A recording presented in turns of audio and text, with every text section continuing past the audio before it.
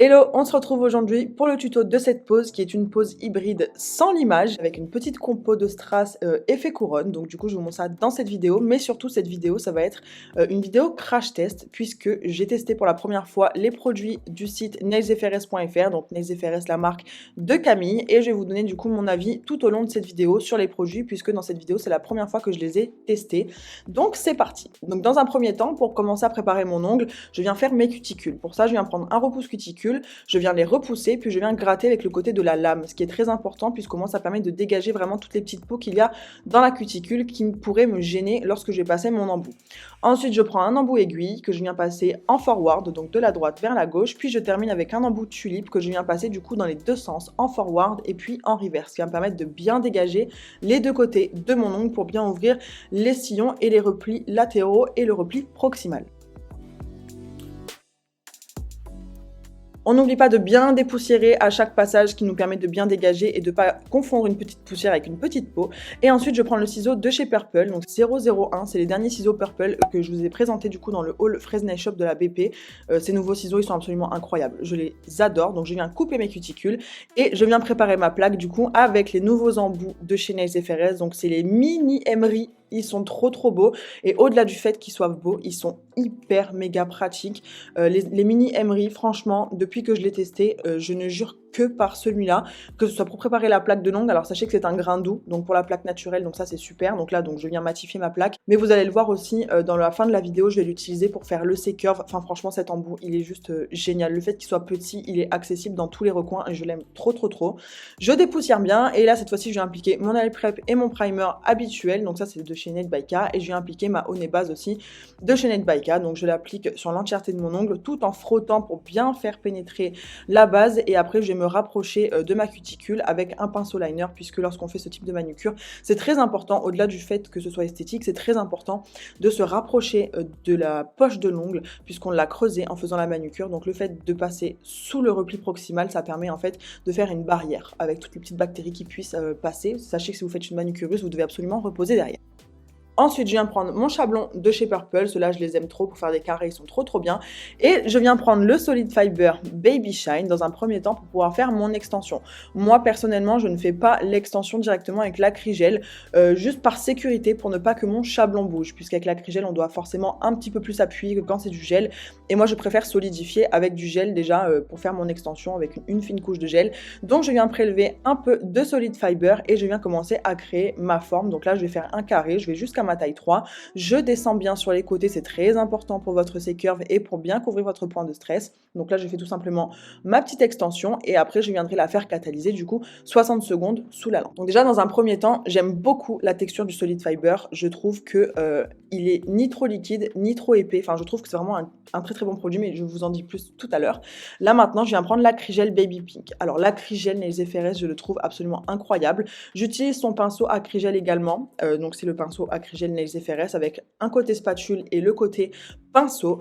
Et regardez-moi cette texture au niveau de l'acrygel. On dirait un peu un chewing-gum, mais très dur. Moi, il faut savoir que j'aime les acrygels qui sont très durs, mais faciles à travailler et faciles à limer. Et c'est le cas avec l'acrygel Nails FRS. Alors, au-delà de la couleur qui est absolument magnifique, regardez la facilité avec laquelle je déplace l'acrygel. Son pinceau est extrêmement bien.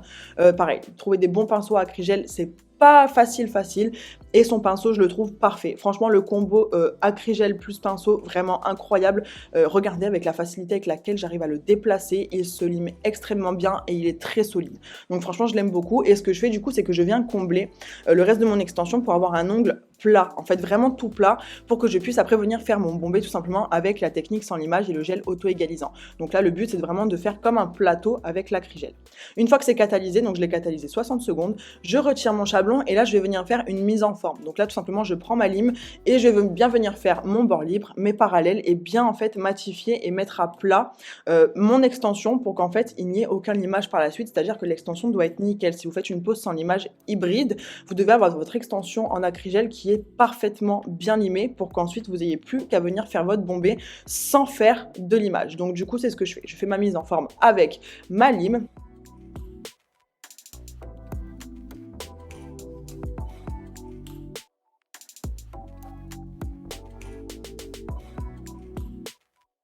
On fait bien attention, bien évidemment, aux parallèles. Donc, je remonte un petit peu mes parallèles pour que ce soit bien droit. Et après, je vais dépoussiérer et je vais pouvoir venir passer à la technique sans limage. Donc, je reprends le Solid Fiber en teinte Baby Shine. Non, mais la couleur est absolument divine. C'est un rose bébé pailleté, nacré, absolument incroyable. Franchement, je le trouve vraiment très beau. Donc, je commence par faire une couche de lissage pour pouvoir m'aider à diriger du coup ma bille de gel pour que ça se fasse tout seul avec la gravité juste après. Donc, une fois que j'ai fait ma couche de lissage, je viens venir prendre une petite boule de gel que je vais venir placer du coup au niveau de ma cuticule et après on fait le travail du sans limage, c'est-à-dire on aide la boule à se diriger, mais grâce à la gravité en fait ça va venir se placer tout seul. Donc voilà, je prends ma petite boule, je la déplace proche de mes cuticules sans les toucher, c'est très important, et je viens la déplacer donc de gauche à droite jusqu'en bas. Je vais venir tout relisser après avec un petit pinceau liner, je vais retourner mon doigt et en fait la magie du sans limage va opérer toute seule. Alors sans limage ne veut pas dire zéro limage, moi personnellement j'aime toujours bien passer un petit coup de buffer et un petit coup de lime sur mes parallèles pour bien refaire propre, ça vous le verrez juste après. Mais en ce qui concerne ce gel là, je le trouve absolument parfait. Comme je vous le disais tout à l'heure, il est ni trop liquide ni trop épais, en fait il peut vraiment bien se travailler. Donc même si vous êtes débutante en technique sans limage, il est vraiment très bien puisqu'il va pas vous couler partout. Et ça c'est vraiment un très bon point et en fait voilà, je le trouve vraiment très bien. Il ne m'a pas du tout chauffé sous la lampe et franchement je l'aime beaucoup. Voilà, j'ai rien d'autre à dire sur ce gel, il est vraiment très bien et pour l'avoir gardé un petit moment, sincèrement il tient extrêmement bien, c'est vraiment top. Donc là comme je vous disais, une fois que c'est catalysé, j'ai dégraissé et je viens faire une légère mise en forme, c'est-à-dire que je refais un petit peu mes parallèles et je passe un petit coup de buffer pour enlever les petites irrégularités qu'il peut y avoir et pour bien relisser le tout, puisque après je vais venir appliquer mon top coat et faire ma compo de strass. Donc je buffe bien des deux côtés et maintenant je reprends mon embout emery, donc le mini emery de chez Nez FRS, et pour faire le C-curve il est absolument parfait. Franchement cet emery les gars, je vous le recommande de ouf, il est absolument trop génial. Et c'est déjà fini. Donc maintenant je viens dépoussiérer, je prends un petit pinceau avec du cleaner pour bien enlever toutes les poussières. Donc le mieux c'est que carrément vous allez vous laver les mains, au moins il n'y a plus de poussière du tout. Et je prends sa finition Glossy Touch que je viens appliquer sur toute ma construction. Alors c'est une finition brillante, sans résidus collants. À mon goût elle est un petit peu trop fluide. Moi j'aime bien les finitions qui sont un peu plus épaisses en termes de viscosité, donc pas très épaisses mais qui ont un peu plus d'épaisseur en fait dans la viscosité, malgré qu'elle soit très bien. Mais ça c'est vraiment une question de goût, en termes de brillance elle est vraiment parfaite. Et maintenant, je vais faire ma compo de strass. Donc, je viens avec un pinceau liner et je viens prendre une rubber base. Donc, moi, je fixe mes strass avec une rubber base. Du coup, je viens mettre mes petits strass au niveau de ma cuticule. Ce qui est bien de faire, avant toute chose, quand vous faites une compo de strass, c'est de faire déjà votre compo de strass sur papier ou sur votre plaque à nail art. C'est-à-dire que vous prenez vos strass et vous faites déjà la compo. Vous les composez directement, en fait, sur votre table, sur votre plaque à nail art. Comme ça, au moins, vous perdez pas de temps, en fait, au niveau de... sur l'ongle. Tout simplement. En fait, ce que vous voyez sur mon annulaire, je l'ai fait en fait sur ma plaque à nail art, comme ça après j'ai plus qu'à poser sur mon ongle et tout est fait. Donc c'est beaucoup mieux de faire comme ça que de faire au feeling à la one again sans avoir mis sur papier ou sur plaque à nail art. Donc du coup voilà, je viens prendre ma rubber base et je fixe tous mes strass comme je l'avais mis sur ma plaque à nail art pour faire une petite couronne.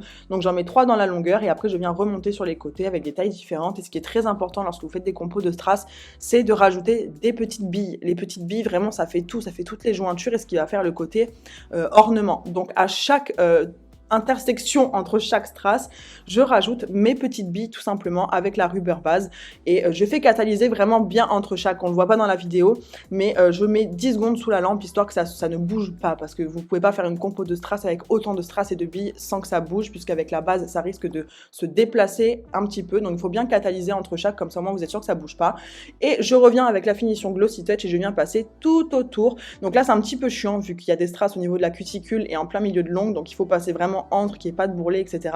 Mais ne passez jamais votre finition sur les strass, ça va les atténuer, c'est pas beau du tout. Il faut vraiment fixer avec la finition vraiment tout autour sans toucher les strass et je recatalyse 60 secondes et voilà le résultat. Donc mon avis global sur Nez FRS, franchement j'adore ces produits, la qualité, le prix, la beauté, enfin tout, et je n'avais aucun doute sur les produits de Camille puisque je sais qu'elle est très perfectionniste et que ces produits sont absolument géniaux. Déjà je l'avais entendu beaucoup de bien mais j'étais curieuse de tester et franchement je suis très contente. D'ailleurs j'ai très hâte de tester le Solid Fiber Coconut parce que la couleur me plaît énormément. Donc voilà, n'hésitez pas à me dire ce que vous en pensez de cette pause, n'hésitez pas à me dire ce que vous pensez de la marque Nez FRS également en commentaire et je vous retrouve mercredi prochain à 18h.